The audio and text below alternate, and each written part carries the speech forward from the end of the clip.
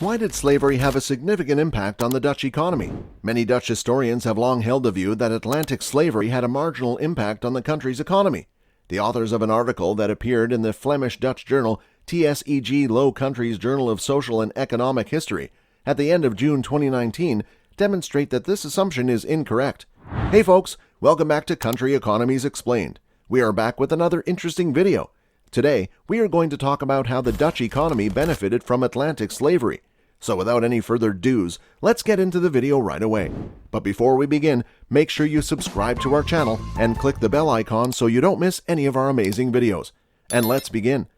The Dutch Republic's GDP in 1770 was 5.2% higher than today because of activities focused on the Atlantic slave trade. As much as 10.36% of the Dutch population lived in the province of Holland, the richest and most influential in the country. Slavery in Dutch history has long been a taboo topic in the country's public consciousness, but the findings of this investigation have helped to change that perception. It was a large-scale analysis of the impact of the Atlantic slave trade on the Dutch economy in the second half of the 18th century that produced these numbers. Researchers from the International Institute of Social History Amsterdam, the Vrije Universiteit, and the University of Leiden began the project in 2014 and have been working on it ever since. It was composed of 3 distinct investigations.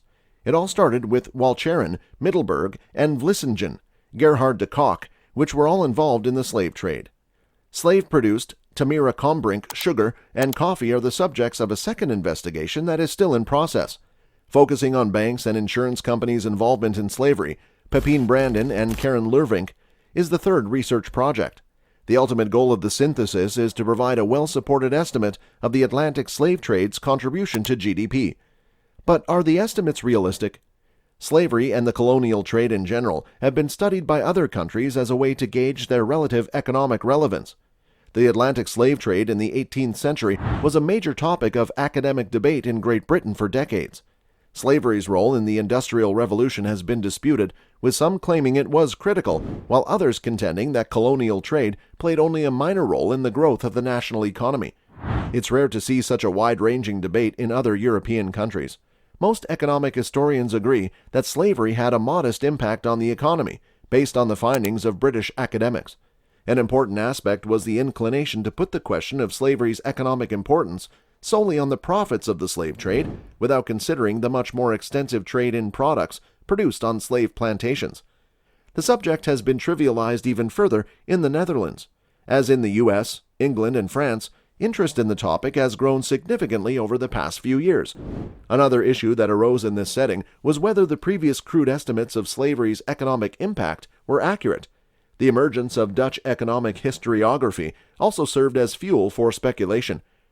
As new data on the scope of the Atlantic trade revealed, Dutch traders also took full advantage of the growing European mass consumer market for sugar and coffee supplied by slaves in the Atlantic region.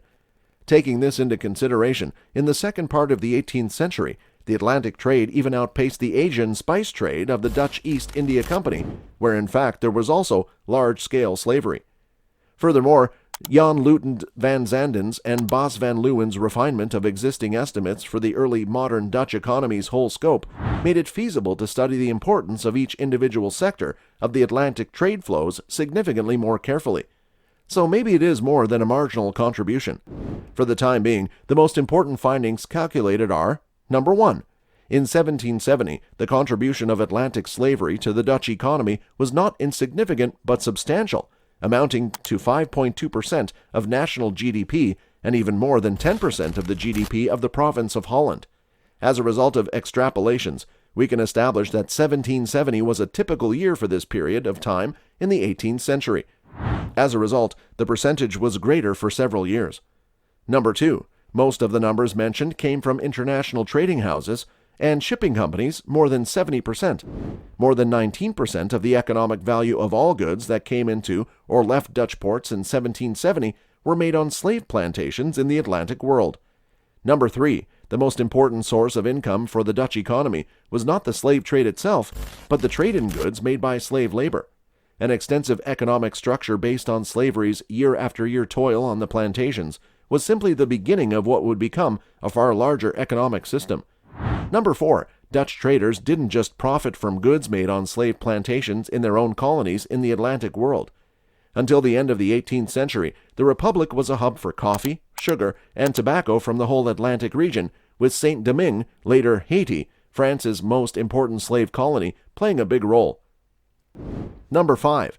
The huge amount of trade that came from the Atlantic region in 1770 was made possible by as many as 120,000 years of forced labor on plantations. This happened when there were no more than 1 million people working in the Dutch. The majority of the media discourse surrounding findings has centered on the broader implications for dealing with the Netherlands' historical involvement in slavery rather than on this kind of technical concern. Of course, there were the typical replies from people who don't care whether slavery contributed 0.5%, 3%, 5%, or 10% to the economy and have already concluded that the contribution was quite limited.